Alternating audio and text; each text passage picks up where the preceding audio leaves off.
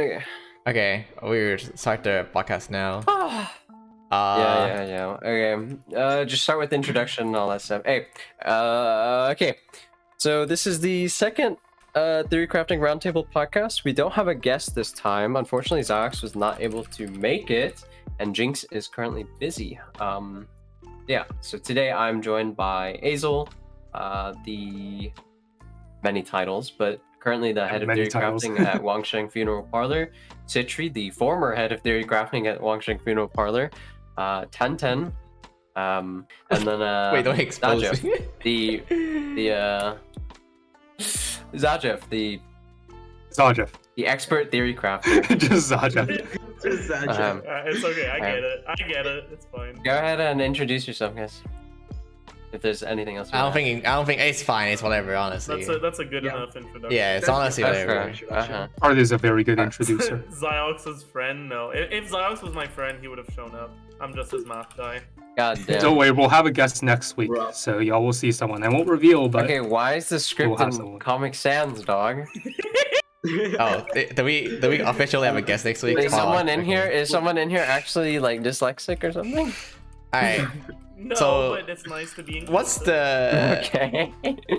what's our first topic right now?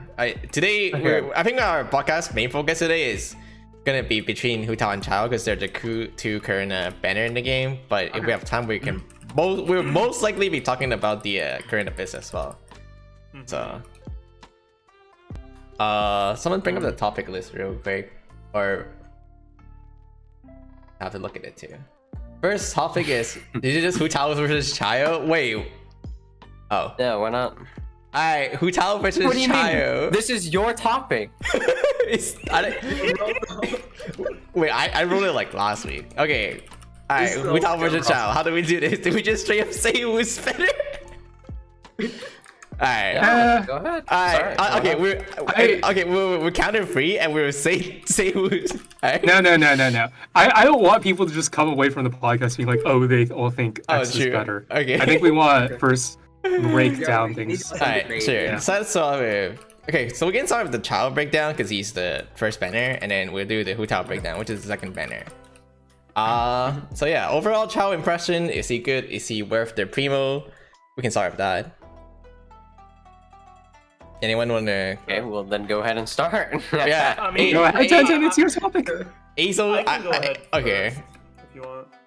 I think that Childe is a pretty like strong unit and safe unit to get, but there are some factors that can either make him better or worse for your specific account. So I think we should mostly be focusing on those factors. And I think the main one is basically what teams are you using? Because what Childe does is he improves a team that you would already be running with Xiangling, and he makes Xingqiu available for your other team. So it's a twofold impact on your account. And I think if you're missing out on either of those things, so either if you wouldn't run a Xiangling team anyways, or if your other team doesn't want or need Xingqiu, he loses in value a lot. That's pretty much the line of what I have. At least that's what I used to think. It's like if you don't really care to have a second Xingqiu, even though Childe is an upgrade of a Xingqiu, it's not like meaningfully better that you have to roll for him. It's like sure he free up your Xingqiu, but you didn't care about that to begin with, so you just don't care. But I actually changed my perspective because after how long it's been 8 months after the original Childe release, after we got a lot more characters and a lot more team and a lot better in Theorycrafting, what I realized is like even though you can say that, there's not actually a lot of characters that are better than Childe, and because of that he actually deserves your primo because of that. Like he's an upgrade where he's at the end of the day he's still upgrade of a Xingqiu, but some of the other characters are straight up downgrade, right? Like Yomiya, for example, it's a downgrade, which is why you never roll. But Childe is still no matter what an upgrade, so you will still see benefit for your account if you roll Childe. And there's just not that many characters that are better to roll than Childe. Like at best, like Kaza, Venti, like the power characters. my perspective of Childe is he's a very niche unit. So he carries both. He's a very niche unit that got very lucky with the way the character designs and like the floor designs of the Abyss are going for him.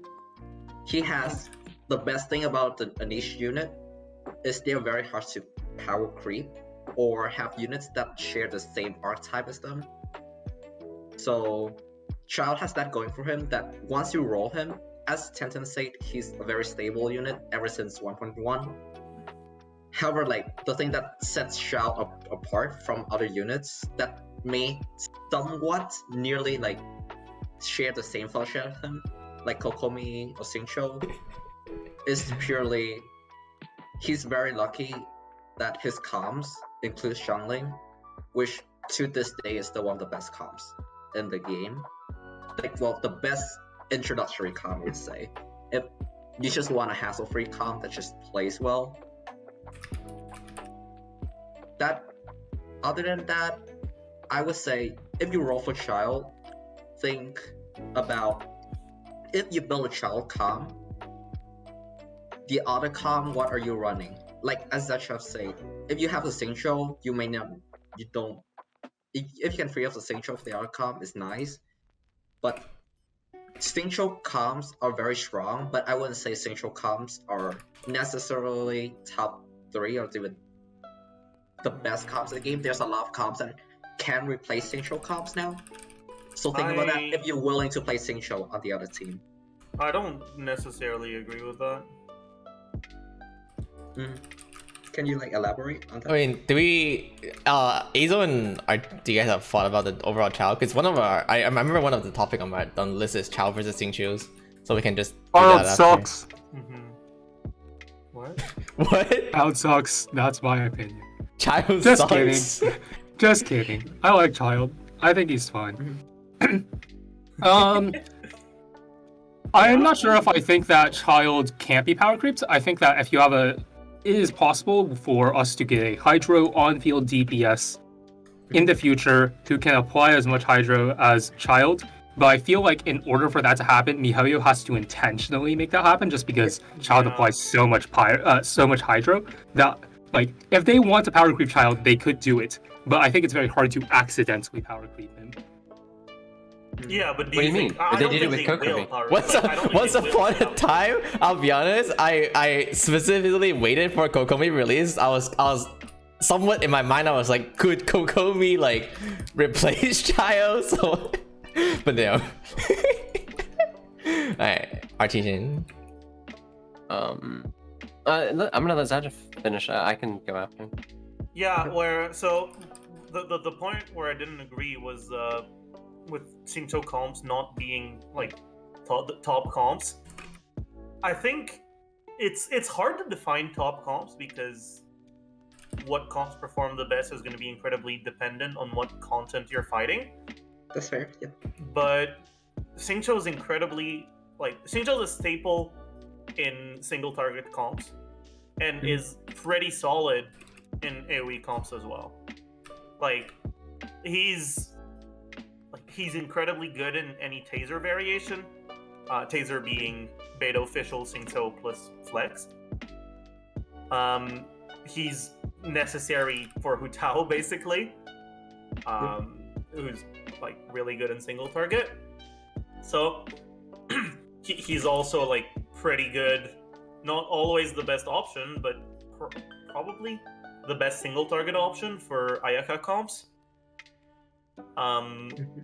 So I don't really agree with Xingqiu not being like you said like Xingqiu's not really in top 3 comps, right? I think like Xingqiu comps are, if I kept to rank in top 10, there's definitely gonna be a few Xingqiu comps in there. But I personally don't think Xingqiu is that much of like a top unit that if you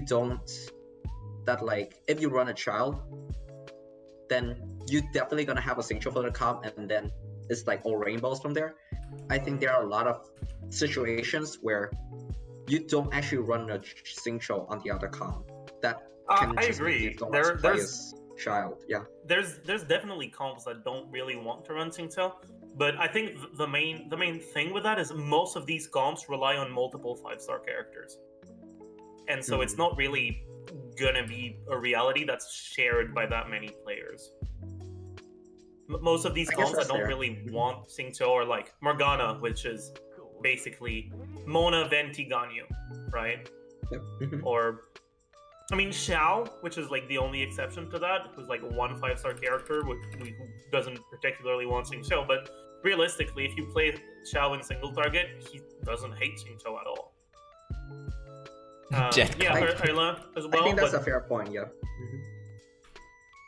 Like, actually, that's a pretty interesting point. That when should you roll? When is a good time to roll a child? Should you roll a child? Like, assuming if there's a new player. Like, currently, I would say a new player is someone who plays each around 1 to 2 patch before Inazuma, or plays from Inazuma forward. That's what I consider a new player now. Starting at what banner then? Let's see. I don't actually remember what banner before Inazuma. What's before Ayaka? It's Kazuha. Yeah, like, let's say Before Kazuha. Should you roll? When should someone start rolling for Child? Like, because I feel like Child is a kind of unit that you need to have a lot of comp options already for him to show his full potential. Child is not a unit I would say is core to a comp. That if you have a Child, you can build a lot of comps around him that he's a cheap or beginner friendly unit to like play around. Do you need to be able to build a lot of comps around a unit for them to be beginner friendly though? Like, it depends on what other units you have, right? So many of the strong 4-star teams rely heavily on Xingqiu. Because I've been forcing myself to play 4-star only comps for like every abyss, get a clear at least one clear with a 4-star only comp, and those comps generally, or basically always, end up being Sucrose Taser, so Sucrose, Fischl, Beidou, Xingqiu, and Reverse Melt Quick Swap, which is Bennett, Xiangling, KO, Rosaria. But having Child would let you replace that Reverse Melt Quick Swap for a Xiangling Vape Team, which is much stronger. Yeah. It's strong as strong as hell. Xiangling is really, really strong. And so personally, like, having that, like, all that experience with those 4-star teams, Child just feels incredibly strong for players that don't have a lot of 5-star units. The main thing that I generally like, the main guideline the thought process that comes to mind when someone asks me, should I roll for Child, is I basically just look at, do they have Ganyu, do they have Xiao, do they have Ayla? And if they have neither of those three, it's basically always going to be, yeah, Child would be a pretty good pull for your account. I think that's fair. Yeah, I think we can kind of... What else do you guys want to add on that? Because I think those are fair points. So the current topic is Chiro for Child. Oh yeah, let me actually set up the title. I have it set up. So the current topic is on Child's value. Should you roll on Child if you're a new player or maybe you're an old player? Generally speaking, it depends on the state of your account, but that's like given for every single character. I said it earlier. So, yeah.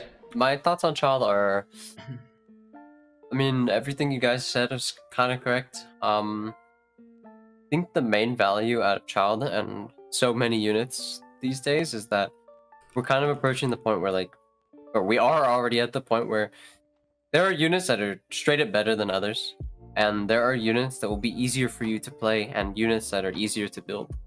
And Child's value inherently is starting to show up as, like, if you have units that can run orthogonal, or if you have team compositions that don't need Xiangling and Bennett, he's a very strong pickup. Because you can run whatever the fuck on your second side, and your Child team will clear faster than almost anything else in the game.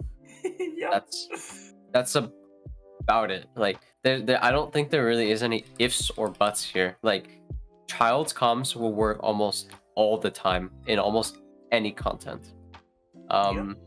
it is very rare that we run into like content where it's like, okay, well, there's only single target and maybe there's two big targets. They can't group at all, and I don't know, how do you like for Childe to be bad, Xiangling has to be bad, and it's very difficult for that to happen. I actually think so. Go for it. You can go, yeah. I think International is strictly the best team in the game right now. There's no question. Like International is really good in single target, which is seen against fighting Magu Genki, which is one of the harder chamber for people in this abyss. International is one of the best AoE in the game, which is the current troll free.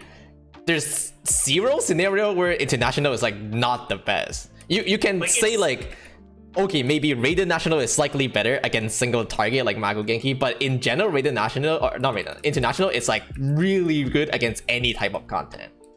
Its biggest weakness, quote unquote, is single target, but it's still really good in single target. Yeah, single target is still really good. It's not like the team where single target is kind of fall apart is like Morgana. Morgana start to fall apart against single target or like Magu Genki, right? But International like doesn't. I think even another thing in favor of International is, sure, maybe you have Magu Genki and you stroll against it with single target, but the thing is, running International on the other side allows you to run Hutao Xingqiu against the single target enemy, so that you can just single target with that. Childe's such a interesting character in terms of role value. I feel like I honestly I'm starting to think like the question is when should you not roll Childe instead of when should you roll Childe. Like I feel like Childe is kind of like a opposite of that's how I see it as well. Like it's just like I consider a lot of characters either like basically always like if you're considering whether or not you should roll them, probably yeah. Like Venti, like Kazuha, right? And then there's characters that it's like basically no, like Yoimiya, like Diluc if he ever gets the banner, right? And then there's characters that are like you try to find reasons to pull for them. And then there's characters that you try to find reasons not to pull for them, right? Where reasons not to pull for them would be like, because they're generally better than the ones that you have to find reasons to pull for them. And like, it should be harder to find a reason not to, generally. How many units have we had that are like that? Like Kazuha, maybe? No, I think Kazuha is a pretty good general recommendation, basically. No, I mean like, how many units in the game are units that you think of? Why should I not pull for them? I think like you should look for reasons to not pull for them. Okay, yeah. I think Zhongli. I think Raiden. I think Kazuha Childe. That's what I think Childe. I think those are the only three. I think Kazuha for me. But Kazuha, like, if you have the available Primogems and you're wondering whether or not you should pull for him, probably yeah. Like it's. I don't think you really need to look for reasons not to, because he's just a must pull. Basically any account. He's just pull him. Just pull him is what I think. Oh, I don't. The only thing I think I agree with is Raiden there, but this is not a Raiden podcast, so it's fine. It's pretty interesting to see like how Childe power and rating, it steadily rises up every single patch that like since like he was released. It just as we get more stuff, they just doesn't actually stack against Childe. It's more like that's how I feel like. It's like the more things we get, the more you realize how Xingqiu dependency is kind of important, and you realize like not many character can do the same thing as like Xingqiu / Childe. So therefore, Childe value just inevitably go up. Like Kokomi could have make Childe not a must or not a like if Kokomi actually replaces Childe, then the discussion would be a lot different here. But that was not what happened. There's no way that's happening. Okay, there's no way that's happening. So we're gonna go ahead and segue into the next part. We did mention how like Hutao, if you have like Ayzel mentioned that Hutao could be played on the opposite side with the Xingqiu, right? So now we're gonna just talk about Hutao's value here. I'm I get inundated literally every single fucking week about how good Hutao is by the best Hutao Jason. player in like the world, Jason, right? I'm the person who like found her animation cancel, so I dug this hole for myself, right? The thing I find about Hutao is that yes, she's good. Yes, she's the king of single target or queen of single target. Yes, she's really strong when you have the things for her. If you have C1, that's like a 20% damage increase. If you have Homa, that's another 20%. It's insane. It's very, very strong. But you have to learn her animation cancels. That's it. I don't really think there's any ifs or buts. If you don't learn her animation cancels, you're not really playing the Hutao that we're talking about. You're playing a different character. How animation cancel is very non-trivial. I don't know if hard is the right word. It's not necessarily true, but it's definitely take a lot of time to get used to. I tried doing it, I tried practicing it, and it's just at C0 hard without a shield. Very hard without a shield at C0. I think she was like a given too. Yeah, I think C1 you can do without a shield, just because you can dash cancel and get so many iframes. But C0, it's just super hard to do jump cancels without shield. You guys think C0 Hutao is worth like with, let's say, the upcoming banner with Hutao? Like, would you recommend people to say, oh yeah, Hutao banner is worth, and recommend people to roll for it? Like, we can talk about Hutao value. If you have Childe, perhaps, because then you can run Hutao C2. This is an interesting one. It's kind of, well, going back to the earlier topic, I feel like what Ayzel said is like, unless you have Childe, Hutao is most likely not really worth, which mean no matter what between the two banners, you should roll for Childe. Because like if the conclusion is, oh, Hutao is not worth unless you have Childe, then that means you should roll for Childe, right? So my perception on Hutao is she's the kind of unit that you have to stick with. Either you have to learn her animation cancels, and there are not many people who, like, if they play Hutao, if you don't play Hutao for a while, there's a case where you just lose your muscle memory and you have to like relearn her all over again. So she's a unit that you have to play constantly. Or if you want to get to the point where you don't have to do that with Hutao, you have to invest in her so much that you basically clears a floor in around 2 to 3 rotations with Hutao, where you like screwing up some animation cancels does not matter that much. You either put in effort or you put in your resource. So resource as in like resource, like, are we you put talking in about enough resources that you don't have to do as much animation cancels. or or that running out of stamina doesn't hurt you as much because the enemies are dead. when I was thinking, are we talking about resin? Are we talking about Primo gems? Because I mean, With Hutao, I would say both, because she scales so hard on getting Homa and getting C1, right? So you can say both in-game resource that you farm more resources and also Primos. you can technically count Primo as resin because you can convert, so kind of scuff there because you can just farm more artifact and get better artifact that way. Alright, it's so quiet. I think Zajef wanted to say something, right? Wait, we keep cutting that off. I mean, I wanted to like go back to my earlier points about like units that like are good for your accounts and you can try to find reasons not to pull for them. And actually, like for Hutao specifically, I think it's safe to have the mentality she's probably not good for my account, and then go from there and try to find reasons to pull for them. Are you a player who enjoys mechanically difficult things? Or if you don't enjoy it, are you still willing to learn them? Are you struggling in single target? Do you have an available Xingqiu because you don't use them on your other team? Those are the questions that you should be asking yourself.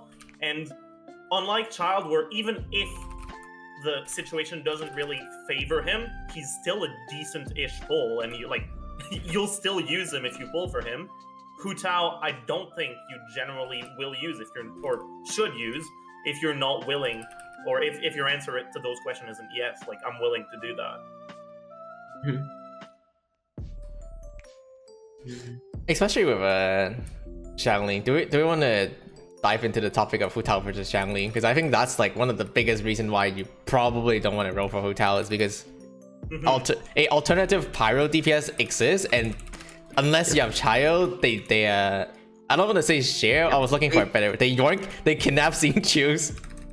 They are both dependent on Xingqiu, I would say. Yeah. So I've talked about it before, and if like a player asks me to recommend, if it's a new player or someone who I don't know if they are really good at the game, ask me to like if they want to roll for Hutao Xiangling, Xiangling is free, but invest. I would say invest is a better word. To invest in Hutao Xiangling and play them, I would almost always recommend them to play Xiangling, just because of how much less effort needed and how Xiangling has faster clarification than Hutao with less effort, and also what's the word? I can't Less think skills, right now, less mechanic intensive. That's but one of my less biggest mechanically problems. intensive. Yeah. And you can improve playing Xiangling a lot faster than you improve playing Hutao. Like your trajectory over time playing Xiangling is a lot easier because you just need to like refine. You just need to learn how to energy funnel with Xiangling, learn how to use your snapshot abilities well, learn how to rotate with her. Like if you have a sucrose, learn when to BB or when to like give her EM. Those are very easy things to learn, and those things are a lot transferable to other units as well because they're core gameplay mechanics. Yeah. I would not like recommend like learning Hutao is almost always just learning how to do animation cancels, and also is a really important part if you want to play the game well. I don't think there's learning to do cancel is more important than learning core mechanics such as EM sharing, BB timings, Bennett damage rotations, those things. Yeah, I mean, I think I agree with all of it. It's just Hutao at the upper ends of her team compositions. I'm not sure if everyone really knows this, but she's using Amber with or without LG. Kazuha? LG Ember. Amber and Kazuha. Those are her best supports in. Well, Toma now. Yeah, Toma actually. Yeah, Toma. You actually So, replace Amber with Toma, but yeah, like that's the only way she really improves right now, which is pretty interesting. Toma. So on top of her like mechanical difficulty, now you're adding in like rotational difficulty and stuff like that. It's pretty interesting still. Like if you're interested in a character that can be one of the best in the game, that can be like very unique against all others, and you want to learn the animation cancels, like that's what Hutao is for. She's not really an auto win pool. But yeah, that's what I would go if you're on the fence about learning Hutao. You have to realize like if you're going to make Hutao your carry, you're going to be playing Hutao for a very long time. Yep. I hope your hands can handle it. I think one thing to mention is at the very, very, very lowest level, for like very casual players, they probably will find Hutao easier to play just because they can't battery Xiangling correctly, can't like cast Bennett buff before Xiangling burst, stuff like that. But once you learn basic game mechanics, then Xiangling becomes easier to play just because Hutao mechanics are probably harder to get used to than learning how to battery units correctly. So you do need to like have some knowledge of how to play Xiangling in order to play her decently, but it's not like as difficult as it is to learn how to play Hutao. It's like there's a curve, right? Like at the very lowest end, Hutao is easier. In the middle, Xiangling is the easiest, and at the very highest end, where you're like uber good at the game, you can like do animation cancels perfectly. Then like there's not really a difference because the Hutao skill requirement you've already overcome. I think this comes back to what Art was talking about right before the podcast. I think it was Art, where like if they're not willing to like learn the basic game mechanics, why the hell are they watching a Theorycrafting podcast? That is fair. Yeah. That's fair. But I can understand what Ayzel is coming at, because especially with Zhongli being like a really popular choice in Hutao team, you just run Zhongli and you stop dodging, and then you just do charge attack. You don't do anything else. You literally just hold left click down, kinda, and hopefully you beat the chamber with your investment and your stamina or something like that. Which not impossible if you just hyper invest. But I wanna. I think a lot of us always talk about how Xiangling is better than Hutao, but I also want to talk about aspect where Hutao is better than Xiangling. I feel like we don't address that enough. So like it's not because I think like to say like Hutao is completely worse than Xiangling is not true at all. There's definitely scenarios where Hutao is better than Xiangling. The biggest one aside, well, single target might be a sound quote unquote obvious, but the biggest difference between Xiangling and Hutao is actually Hutao bursts come out a lot higher and a lot faster, because Xiangling have a setup time, what I like to call setup time, which is you have to drop your bandit like DPS, and then snapshot. Xiangling is sustained DPS, I would say. Yeah, and Xiangling have a setup time, like you have to drop bandit, you have to snapshot, and then you have to switch to your hydro, which is people on child, before you can start doing damage. Hutao is like you click E and you start doing damage, and it's very high burst damage. It's front loaded basically. Yeah, and it's front loaded. For stuff like the hypostasis cube, is really noticeable how much better Xiangling is at. Oh, not Xiangling. It's really noticeable. One rotating it. Yeah, it's very noticeable when your Hutao can like one shot the hypostasis. The difference between Hutao and Xiangling is massive, as in it's a lot more favorable for Hutao. And obviously they do put hypostasis in Abyss, which is in the current Abyss. So that is a valid argument to play Hutao. I think With like the another current trajectory of Abyss, they are including a fair bit of bosses, enemies, or enemies with a lot of invulnerable faces. Like that's a very strong point for Hutao. It's a lot easier to react to when you can actually deal damage to them with Hutao. I'm not sure if this trajectory continues, but it's been like this for 2 to 3 patches, so it's something that is semi-reliable to now.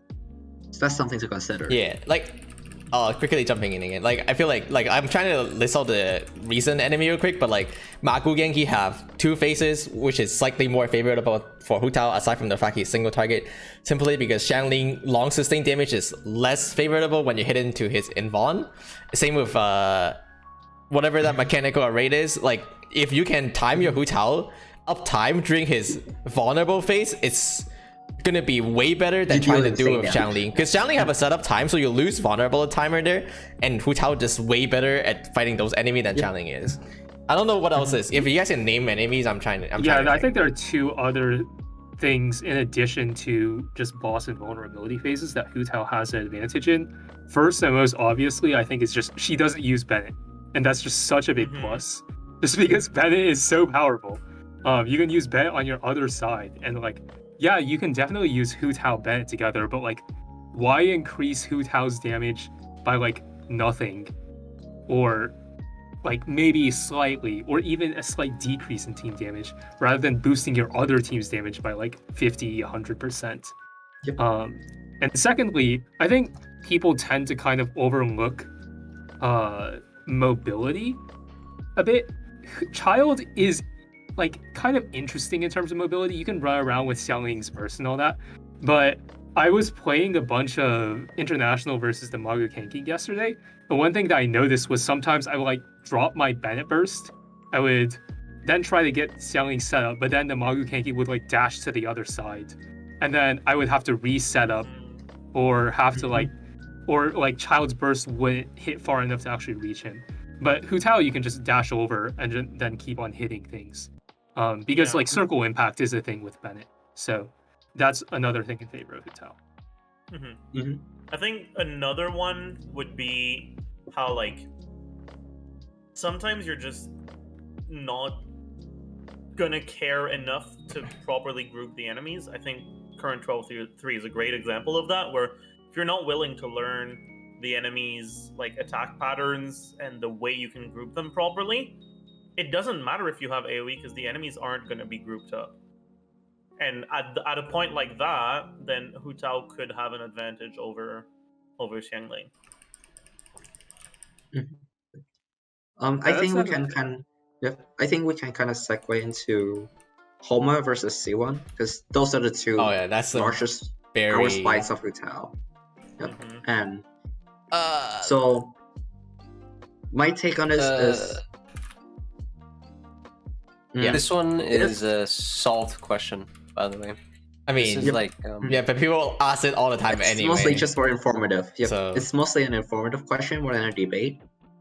But it depends on what you prefer. Homa is one of the most versatile and powerful 5-star polearm we have to date. It's still an insanely consistent and insanely strong polearm for multiple characters across the board. Like Raiden, Rosaria, Hutao. Every single polearm in the game currently can use Homa. So if you're not also if you're looking for a weapon that is transferable and something that benefits your account overall, then Homa is a much better pull than C1. However, if you really like Hutao and you think like you're gonna play Hutao for a really long time, C1 is a great quality of life. However, there are combos that you can do without C1 that still makes Hutao competitive enough that you don't necessarily need C1. Personally, I Anyone like. want to add on that? I like if I have to choose, I would pull for Constellation 1, assuming that I'm wanting to play Hutao. But if you don't want to play Hutao, then there's no point of pulling for Constellation 1, right? But assuming I want to play Hutao, I would go for Constellation 1 just because aside from the huge damage increase, playing with LC1 sucks. Like a lot. so. The thing is, this is not like really like an unknown quantity. Like we know how much damage she loses and gains with each animation cancel. Jason has like all of this calced out, and it will be on the website like whenever he finishes the guide. But the basic thing is that doing your animation cancels is the best way to get damage on Hutao, hands down. In almost every single scenario, learning how to do her N2C jump, if you're at C0 or N2C dash at C1, is better value than getting the Staff of Homa. But, right, if you're at the point where your investment allows you to not really care about your animation cancels, the point where you already do so much fucking damage, Constellation 1 starts looking a lot better. They're really, like, it's a pretty hard question to answer, because there's a lot of like levels of play that you're looking at here for Hutao and analyzing, that it's not really easy to say like one you should upgrade her in this level in like this order unless you're a Hutao main. If you're a Hutao main, it should be learn the animation cancels, pick up the Staff of Homa, and then Constellation 1 in that order. That's like how the progression gets. As someone who's had Hutao C1 forever and has played her at C0, C1 isn't like that big of a deal if you learn how to do her jump cancels. It's more damage if you do the dash cancels for sure, but it's not as big of a jump as it is like getting a Staff of Homa. I think one thing to mention though is you might find her cancels to be hard if you aren't running a team which allows you to do them easily. I.e., if you're not running Geo Bros where you have Zhongli's shield to allow you to do jump cancels easily, or you're not running Freeze Melt where enemies are frozen so they can't hit you.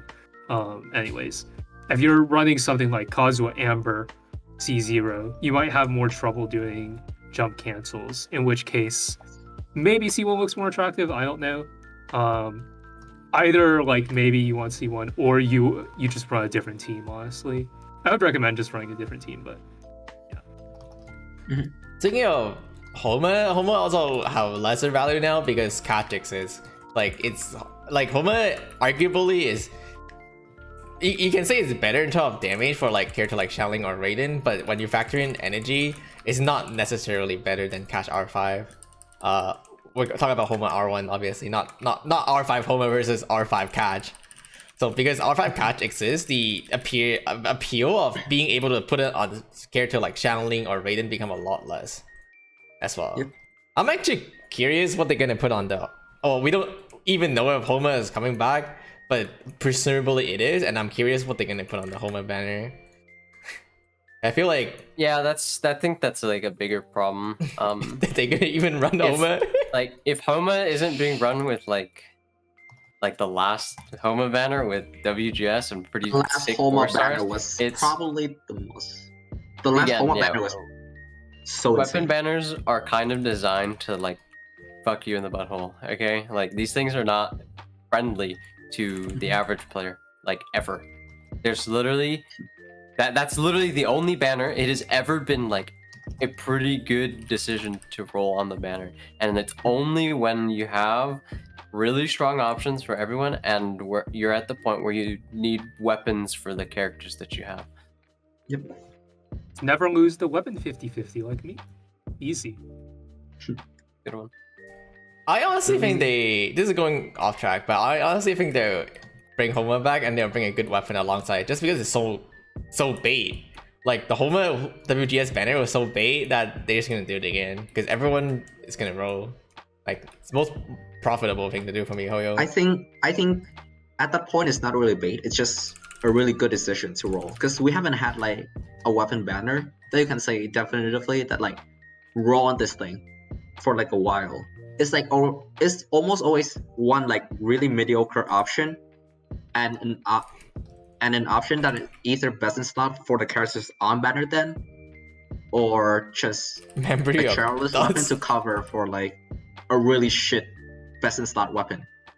If that banner if we actually have another Wolf Greystone Homa banner, I would definitely recommend people to roll on it because it's a very rare occurrence and like one that like you should try to go for. Yeah, I mean, why- it's just. Oh, go ahead. Yeah, I was just gonna say. Honestly, I don't actually think Wolf's Gravestone is that good. It's not, to be honest. Just because I think people probably have highly refined serpent spines by now, that mean, probably will outperform their on paying- WGSs. On people that aren't free to play, Yeah, fair enough. but not everyone.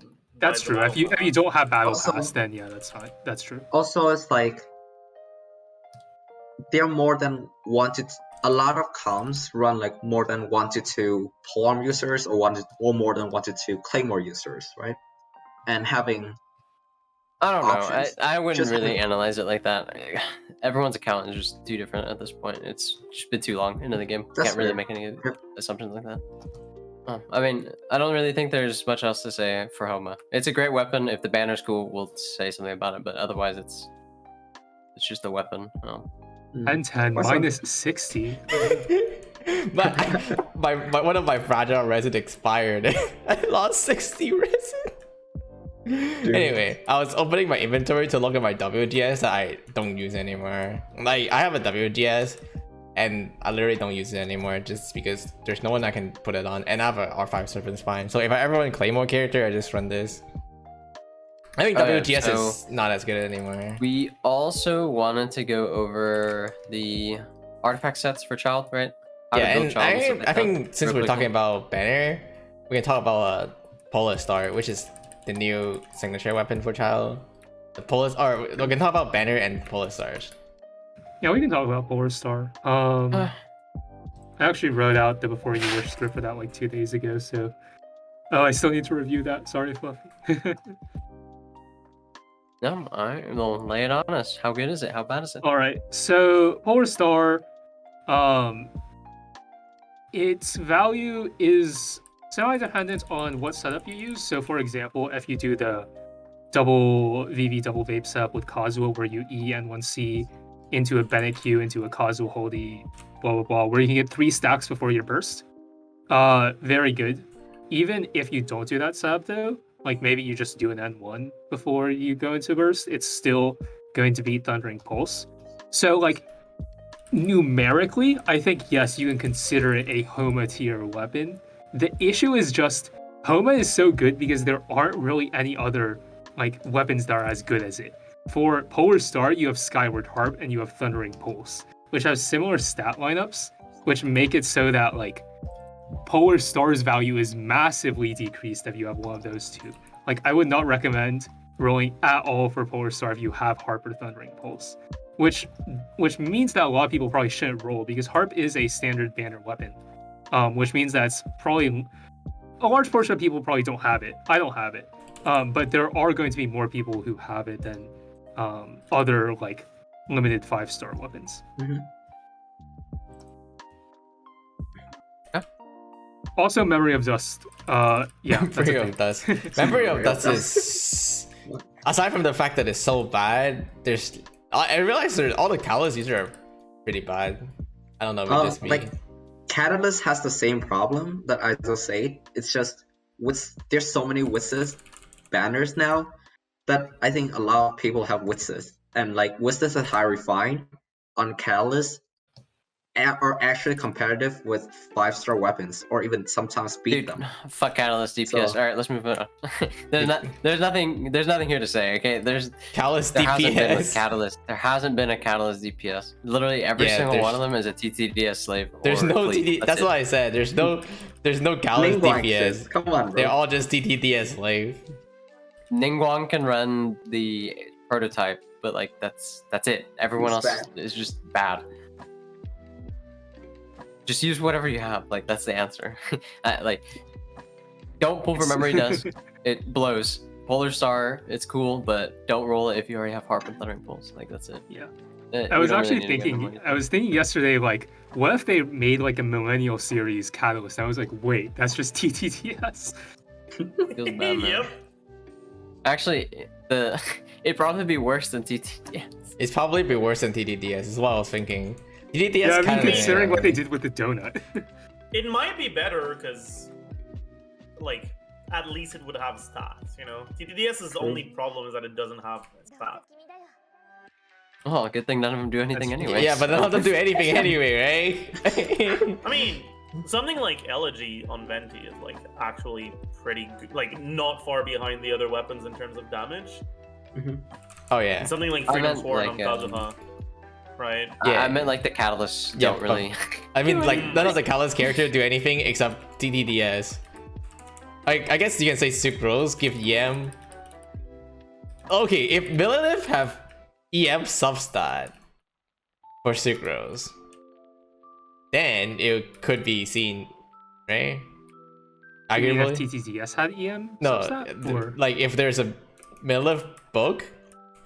Oh, okay. A Millennial book, yeah. Yeah, Villeneuve book. Oh, sorry, Villeneuve book. Yeah. Yeah, because then you would just be able to run Sucrose Taser, and then you would just buff your. Yeah, stuff and in then it TTTS. would see play. You have to have the EM substat. Yeah. Yeah, we can just move on to the child build stuff. I didn't really want to spend too much time on Polar Star and anything like that. Child Build. I think it's pretty. I think Zajef want to talk about Shimenara so bad right now. Yeah. Man, it's such a fucking dog shit set. I hate it. Wait, are people saying Shimenawa child? It's apparently it's a pretty common Bruh. saying, even though I Is it in Like- the child guide? It does function, right? It does function. It does boost his damage, but like, unless you're like actually one rotationing stuff, if your Shimenawas makes you lose out on one burst, it's worse than running 2-piece Shimenawas and nothing else. Like the 4-piece effect is pretty much literally a downside if it makes you lose your burst if it delays your burst enough that it fucks over your rotation. also you have to Feels bad. not use your That's range yeah. burst. Oh no, you can use your range burst to get a refund. I lie. You can use your range burst to get Okay. a refund. According to the Child- official guide by Child Main 3CK, it is Noblesse Oblige, Heart of Depths, Wanderer's Troop better than like Heart of Depths, Glad, or SR, and it's only in main DPS rotations that Shimenawa's Reminisce is viable. Wait, what's the main DPS rotation? I guess I think- fireworks. Stay on him for pretty long. I think that means they just stay on for a very, Yeah. very long Yeah. time. Like with C6 Child or something like that. Yeah. I'm actually curious. With C6 Child, is it actually possible to even run Shiminawas? Because you have to use your melee burst, right? Which means that you already have a minus 60, and then you subtract 15, or you add 15 to that, so you have a 75 energy cost. I don't know. I don't have C6 Child, and I don't think C6 Child TC is probably too relevant considering that not many people have him. But I'm not even sure if you can run Shiminawas with C6. Yeah, Chiminawa is just bad. Chiminawa, it's not even. It's really resin efficient, but that's like the only good thing about it. I think. I mean, is it really resin efficient to Oh, get a downside? No, I'm not talking about child whoops. I mean, in general. I was speaking in general, but yeah, In general, it is a resin. it's resin It's just- efficient. As the four set on child, it's like, oh. That domain is just pretty good. That domain is so good. Mm. That domain is so good. Other than that, I think. But actually, in terms of child sets in general, like people are way too attached to the 4-piece Heart of Depth. It is his best set, but by like 2%. If you're Yeah, if you're it's 2-piece Heart of literally Depth, Give them substats. if you're 2-piece Heart of Depth, 2-piece Gladiator has like one more good substat, it's probably better. Yeah, it's definitely better. I think a pretty good rule of thumb is one increase in substat is a 3% increase in damage. And it's a 2% gap between Heart of Depth and other sets, so 3% greater than 2%. Yeah, so why I use 4-piece Heart of Depth on child, so I don't have to look for other artifact. I just slam the 4 Heart of Depth I have on Bro, and call it a day. But the Blizzard Share domain is because if you're gonna farm for Blizzard Share, you have to farm for a 4 set. There's no question. Like you have to farm for 4 set Blizzard Share. So the chances of you getting Heart of Depth 4 is actually not that low, which is interesting. Like that's like the only one of the only reason why Heart of Depth 4 is not actually Grief. Zajef, I have a really big important question for you. What about Bowline Child? Oh no. Oh no. I don't dislike Pepe it, laughter. but are you really gonna farm Petra? That No, domain fuck is the worst one in the game, isn't it? Petra stuff. It's all my head. Like Petra is useless, Bola is useless, kind of. Right? Petra or Vivi is pretty bad. Very decent. Well, because But you get Vivi beatings. itself is too good. Vivi itself is really. What the? I'm gonna I have to have mean, a stern talk with Risuke, okay? I don't see Bowline on the guide. True. Oh, by the way, I want to mention it real quick. I think for some reason I heard there's this misconception with Child that you need to build high crit rate on Child because you have to proc Riptide, and I'm 99% sure you don't need to crit to proc Riptide at all. No, you just like, apply you it with just your range. apply them once. You just apply them once and Like, you just Yeah, you just continuously apply with your range Yeah, burst. but your range saw- first you just applies proc it. anyway, so you don't even need to Yeah. apply it in the first I place. range versus saw apply. a meme on Twitter about this. This is actually no. This you guys don't understand. This is like a real thing. People think that you need like 100% crit rate to play Yeah, Child. like I'm serious. My friend showed me a meme on Twitter about this guy who he's like fine and I can play Child now. He has 100% crit rate, right, and like 120% crit damage, and then the screenshot is his damage, and it's 400 damage. and like someone is telling people to run 100% crit rate Child, like. I So- think the main thing is like so many people run like fucking 20% crit rate and 300% crit damage on him because he's a fucking nuke, right? That's mostly for like speedrun purposes. That's like every I single don't speedrun think- showcase. You would be Yeah. fucking surprised Oh god. at the amount no. of people Oh no. that actually like run that kind of crit ratio on him. I feel like you have to. I guess I don't know, but I want to say if you want to do that, you better know what you're doing, and if you don't know what you're doing, you better not do that. Which I don't know. I guess people don't know what they're doing and just follow example. I don't even know. Child Nuke is. I mean, I don't even know if there's any particular thing to talk about with Child Nuke. It's pretty good. I think Do at good that point damage. it's gone to but That that's kind of it. goes to the whale territory, right? Like, yeah, I don't Guys. think we have any important thing to talk about. I think there is one thing that you could talk about, and that's multi-wave encounters where you can just really easily clear one wave with the child nuke and then just DPS with Xiangling bait the other wave down. But that's pretty speedrun territory-ish.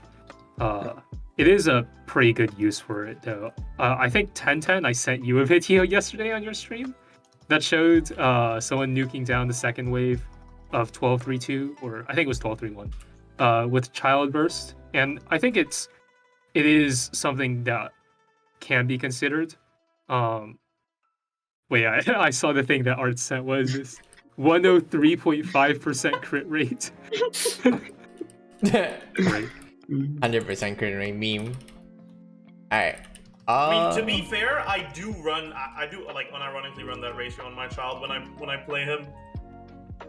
I think it's not bad, like, because child, like, that's what I was Because I'm gonna tired say. of not critting on my burst.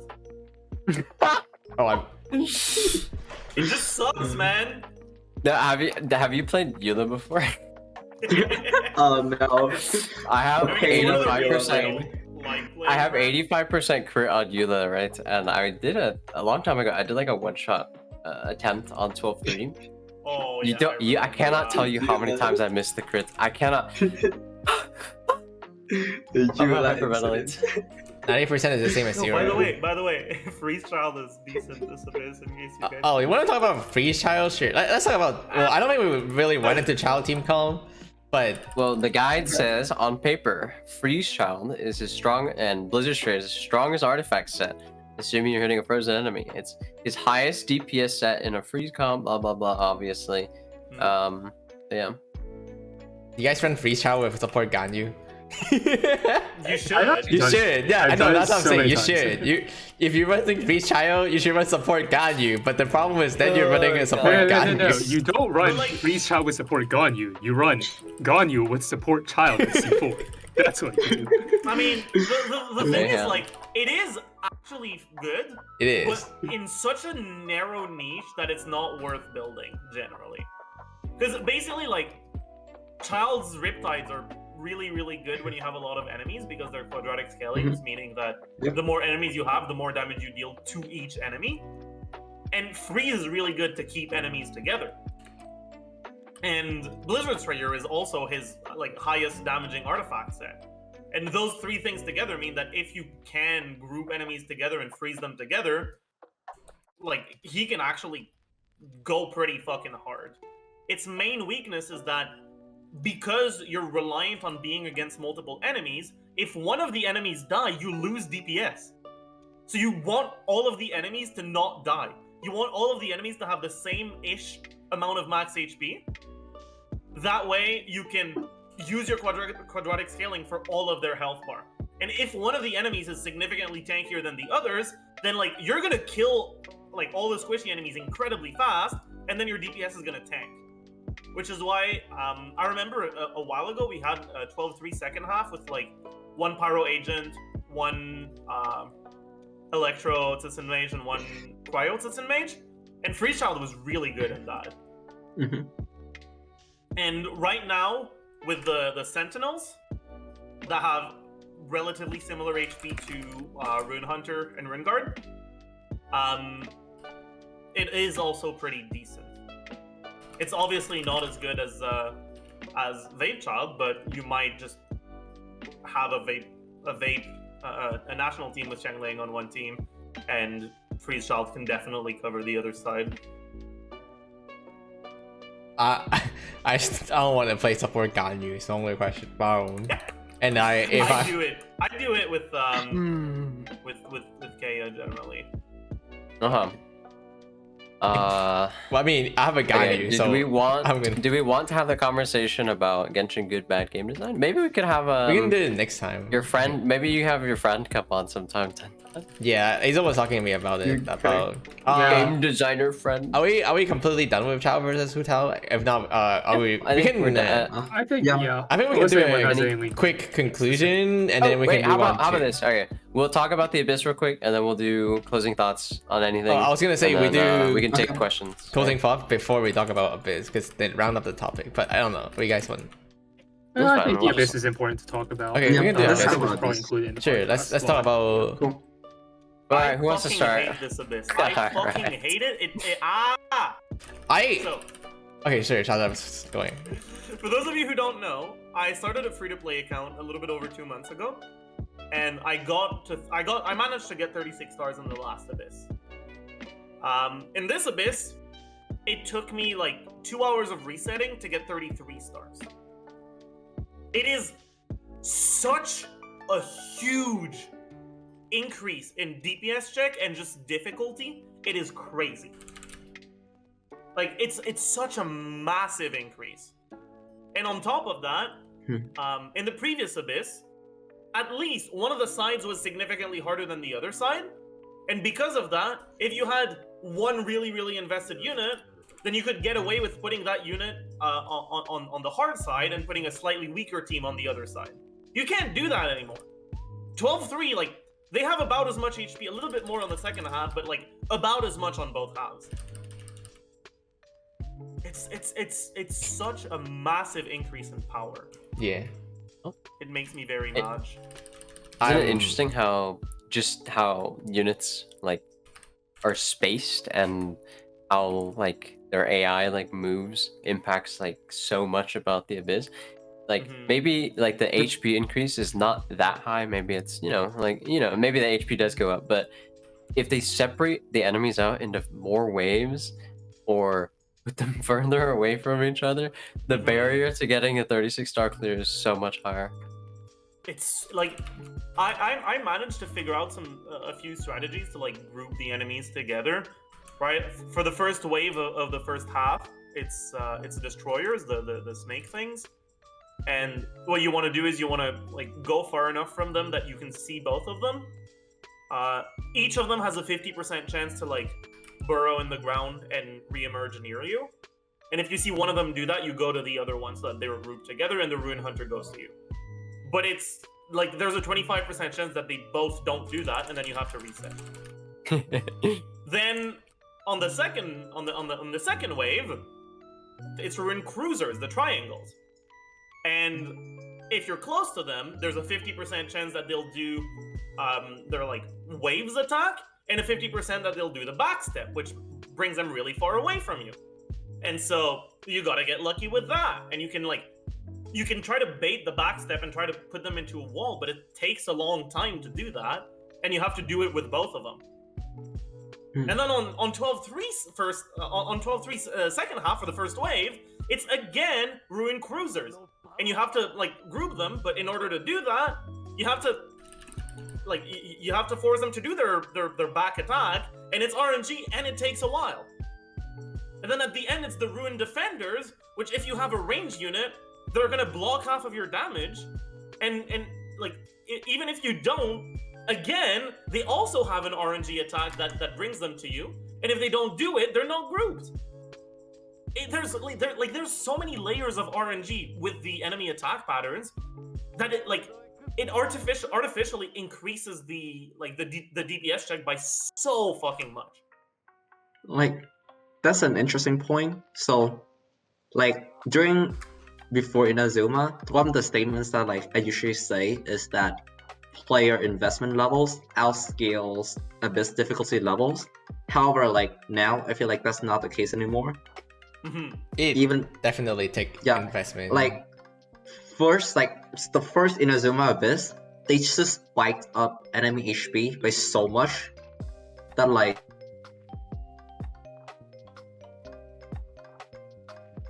Did he cut off? Or just me? Bot check? Bot check? Oh, I think Sitri just cut off. Bot check? Okay, One well. check. Anyways, yeah. My editor just gave me my Abyss video, so I'll upload that today. But the Abyss difficulty is scaling faster than a player can invest. Like, if it keeps going like that, a player that isn't able to 36-star right now will never be able to 36-star because their investment will never go as fast as the Abyss difficulty scaling. Just pull the newest units. What do you mean? They're just power creep. There's no buildings. good unit. It's a problem too. There's no good unit. Speaking of which, I actually I did the Abyss on stream. I think 2 days ago, and I actually think the Abyss is easier, but only if you're a veteran player and you have top tier meta character and you have those top tier meta character build, and those tier have to be specific one, like not Yomi, for example. What do you mean easier? What part is easier? Like if you're playing Morgana National, you just AoE everything down. Okay, but that's what I mean though. Still, like you still need more damage. It's not even not strictly compared to the. Yeah, you do. Is it if you AoE everything? It's not. It's so much worse. If everything hits right? everything, which won't happen ever, it's a It's little like bit. Little bit, better. yeah. A little bit. Well, better, but Tenten, you also have to realize, like, when was the last time Ganyu was run? Yeah, that's my only issue. She It's hasn't like, got a rerun yet. that's my only issue. Right? So is- the point being is, if a player started today, maybe they started 5 months ago, maybe they started 4 months ago, maybe they started the day after the Ganyu banner ended. What is that player supposed to do? Yeah, that's what I was gonna bring. The That's why I units said like available to them you have no can't unit. clear the abyss Yeah. as well Now- as like the best units. I feel like nowadays the units are not up to par. You have to have. That's what I mean by you have to have specific meta I do unit. think this Abyss lends itself really well to Ayaka, though. I didn't run Ayaka on purpose because I know Ayaka is too good, and Raiden potentially, because Raiden is really good against heavy enemy. And even though Raiden, we say Raiden like have less AoE than Childe, but the fact that they're so tightly grouped up, when you can group them up, like make it so that Raiden actually have AoE too, with Ayaka Herbert. can one phase the ruin monsters. You need Ayaka's burst to hit for 30k in order to one phase the ruin monsters. They That's have so easy, 600k dude. health. True. Bat chest. I heckin' love 30k too. Chest. Do you think Ayaka is better than Ganyu this Abyss? That's one of the. This Abyss, yes. I think yes, Overall, right? no. Yeah, I think it's hard to say. I think there has been multiple Abyss where Ayaka is just- kind of favored, but I don't want to say Ayaka The thing is is, better than like, Ganyu just the because answer to that is it depends. Ganyu is better when the units can be grouped and there's at least 3 of them. Or In in single 12-3, target. Because Mel Yeah, is it- better than Ayaka. yeah, in 12-3, they're not groupable, and even if they do group, they just like fucking teleport around, you know? They just do And they're weird like shit. too And they far, can't, even- they even can't, when they're yeah, they grouped. can't really AoE each other. The icicles kind of Yeah. spawn too far away from each Yeah. other. Like their hitbox is too big, and so like because they Yeah, can't stack on top Ayaka of is each other. better than Ganyu this Abyss for sure. That's why I didn't want to play Ayaka. It's kind of I mean, it's not like Ganyu can't clear it. She Yeah, will no, literally Ganyu one-shot the can't. ruin hunters with melt. But like, again, we're talking about like super high-level investments. Okay, Like I mean, any closing thoughts on the Abyss, guys? Fuck it. I Fuck this Abyss. I just think that they're like I think I'm for overall speaking, it's harder, and for 90% I of the think players, there's it's harder. just too many artificial friction. There's just way too many artificial friction that like it doesn't really teach the player how to like improve or like how to play the game better. It's just you have to like fish for like it's just a time waster that like when certain things just line up, you somehow clear it. And like it doesn't feel rewarding. It's Yeah, it really doesn't. I think It just feels like it's punishing you. Oh, if we find a actual, if there's, well, not find one. If there's like an actual way of grouping them, and it's not like it's okay of being a little bit RNG dependent, but it has to like, because the thing is like with I don't know the triangles, it's like they can teleport away and you doom. Like they have to not. I think if they remove that, it's actually not that bad. Like as in, I'm okay with the snakes. Being a little bit RNG grouping, but once you group them, you're good, right? Like it's not like they're just go away. Like I think that's okay, right? And then I agree. the triangle, or I don't know, for some reason we call them triangle now. Okay, apparently that's their name. I think you should generally try to go for a freeze team on second half if you have one. They're just so strong against the triangles because like if you group them once, you can keep them grouped forever. Which is really nice. Yeah, it's Actually, not just one of the nice things about positioning. Hutao, by the way. You get to, if you run melt, you can just EQ it for like 200, 300,000 damage per. Yeah, once you're, I feel like once you're able to position them, they should be just remain group. Having RNG element where it just randomly screw you over, kind of like dumb. It's like, oh my god, I lost this run because this guy decided not to group anymore. Kind of dumb. And this abyss is so emphasis on grouping. Like you pretty much have to get a good grouping or you doom. Like, I think there's no question about that one. Like if you don't group, Yeah. you doom. And then your AoE have to hit all of them, which depend on the team you're running, might not be too bad. Ciao.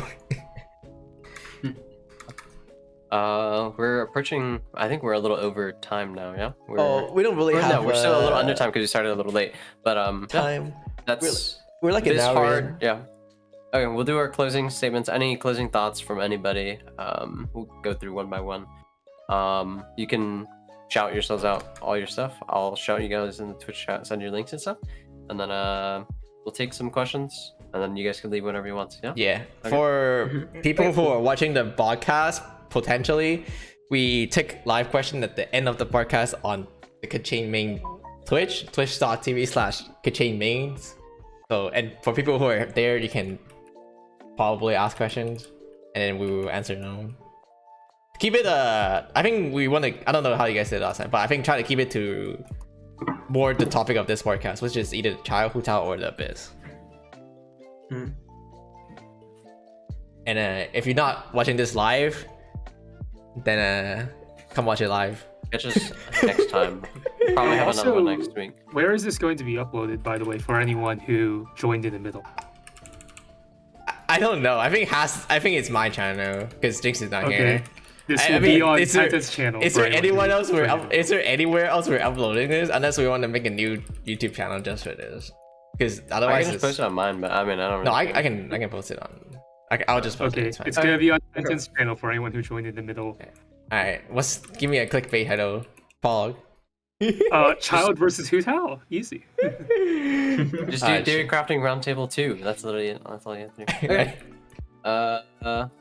I'm Artesians. I'm the head of Theorycrafting at KQM. You can find me streaming on twitch.tv/Xingmains. You can find other content that's like adjacent to me at youtube.com/Xingmains. We have a Twitter and all that stuff. You can find all our socials on the Twitch. Who wants to go next? Let me add it.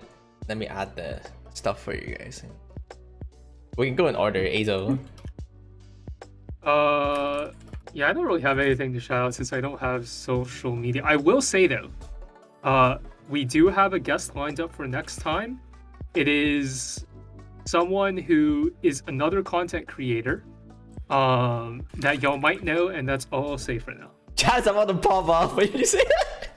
Is it the one you Oh, mentioned in the chat? We know who it is, yeah, but I was gonna say Chad's about to pop off. Sekapoko? What the fuck? Okay.